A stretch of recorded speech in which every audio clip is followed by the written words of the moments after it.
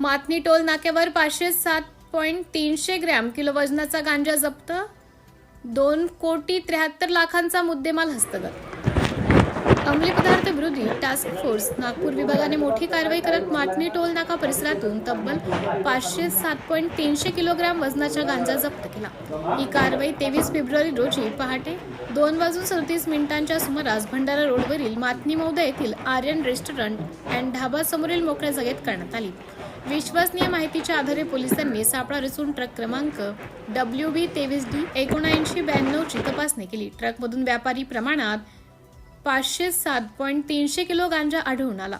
जप्त करण्यात आलेल्या गांजाची अंदाजे किंमत 2,65,65,000 रुपये इतकी आहे.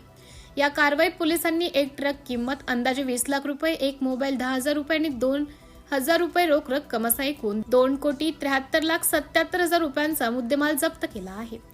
या प्रकरणी संजय मदन यादव वय 48 वर्ष राहणार ग्राम बिकणाईपूर, जिल्हा गया, राज्य बिहार यास ताब्यात घेण्यात आलं असून त्याच्याविरुद्ध नागपूर ग्रामीण पोलीस ठाण्यात गुन्हा रजिस्टर करण्यात आला आहे.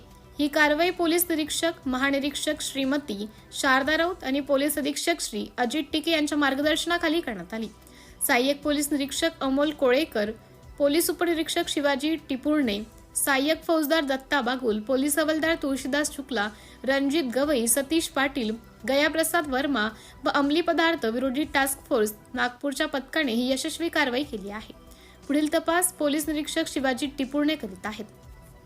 सिटी इंडिया न्यूज साठी जिल्हा उपसंपादक अनिल ढोलवार, नागपूर.